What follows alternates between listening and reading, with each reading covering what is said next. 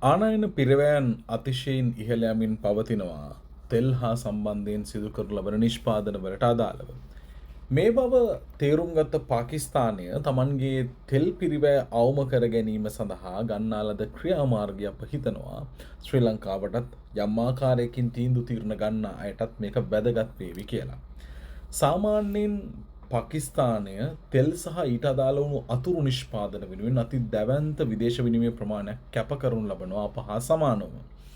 ඒ නිසා ඔවුන්ගේ විදේශ විනිමය පිටතට ගලා යාම අවම කර ගැනීම සඳහා ඔවුන් තෙල් සම්බන්ධයෙන් ගන්නා ලද විශේෂ වූ තීරණයක් පිළිබඳ තමයි මේ දැනුවත් කිරීම කරන්නේ.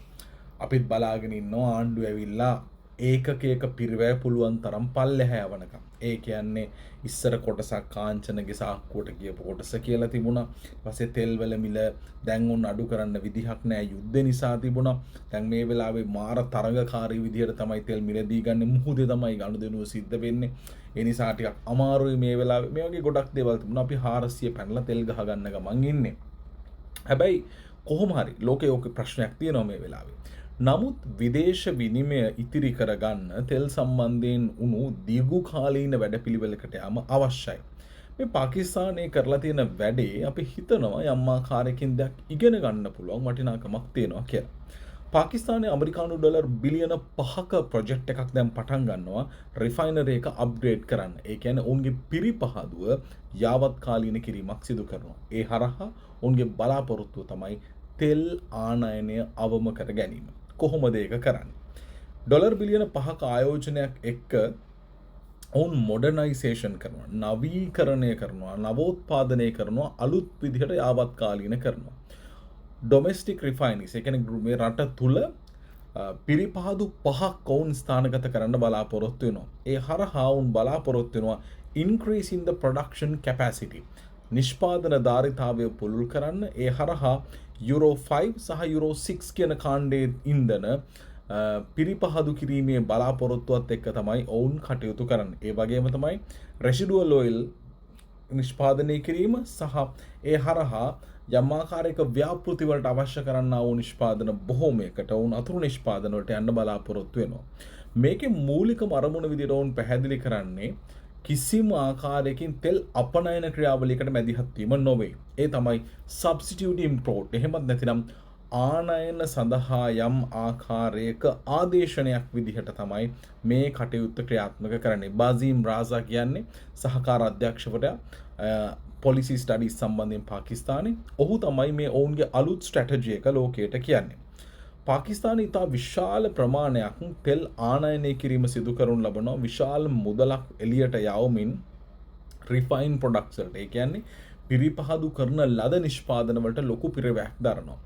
ඒ හරහා විශාල විදේශ විනිමය ප්‍රමාණයක් ඔවුන්ගේ රටින් එළියට ගලාගෙන යනවා. දැන් ඔවුන් බලාපොරොත්තු වන්නේ ඩොමෙස්ටික් ෆුල් ප්‍රයිසස් එක. ඒ කියන්නේ රට අභ්‍යන්තරයේ පවතින තෙල් සම්බන්ධ මිල ගණන් බොහෝමයක් රඳා පවතින ජාත්‍යන්තර ඉන්ධන මිලත් එක්ක. ඒ වගේම තමයි විශේෂයෙන්ම විනිමය අනුපාතත් එක්ක. මේ පෙට්‍රෝලියම් ලෙවි සහ ටැක්සස් ඔවුන්ගේ රට තුල පවතින බදු සහ ඊට අදාළ වුණු ගාස්තු මේ සියලු දේත් එක්ක ගත්තාම මේ වෙද්දි එනර්ජි සෙකියුරිටි එකට යන්න නම් මේ වගේ ප්‍රොජෙක්ට් එකකට අනිවාර්යෙන් අත තැබිය යුතුයි. නැත්නම් වෙළඳපොළ බලවේග මත මේ වෙද්දි පැහැදිලි බලශක්ති අර්බුදයකට පාකිස්තානය මුහුණ දෙමින් සිටිනවා. ඒ නිසා විදේශ මුදල් ඉතිරි කර ගන්නත් ඒ වගේම තමයි තෙල් මිල පල්ලෙහා යවන්නේ. ඒ කියන්නේ මේ හරහා අතුරු නිෂ්පාදන වලට දරන්න තියෙන පිරිවැය පුළුවන් තරම් අවම කරලා ඔවුන් පැහැදිලි ප්‍රකාශයක් කරනවා යුරෝ 5 කියන කාණ්ඩය යුරෝ 6 කියන කාණ්ඩයේ තෙල් සම්බන්ධයෙන් ඔවුන් විශේෂ කටයුත්තකට අවතීර්ණ වෙන්න බලාපොරොත්තු වෙනවා. අන්න ඔය කියන තැන ඉඳලා තෙල් මිල හරි පහළ දාගන්න පුළුවන්කමක් ලැබේවි කියලා. ඒ වගේම තමයි ඔවුන් කියනවා බිලියන 4ක් 5ක් අතර ප්‍රමාණයක් වුණ ආයෝජනය කරන්න බලාපොරොත්තු වෙනවා. මේකෙන් රජයේ ෂෙයාර් එක 127.5ක්. ඒ වගේම තමයි අනෙක් ටික යම් ආකාරයක පෞද්ගලික අංශය ධෛර්යමත් කිරීම සඳහා ටැක්ස් රිලීෆ් එකක් දෙනවා. ඒ කියන්නේ ඔවුන්ගේ ආයෝජනයන් වලට යම් බදු සහනයක් ලබා දෙනවා. ඒ අනුව ඔවුන්ට අවශ්‍ය කරන අරමුදල් සම්පාදනය කිරීමටත් යම් සුවිශේෂී විදිහක් හදලා දෙන්න බලාපොරොත්තු වෙනවා.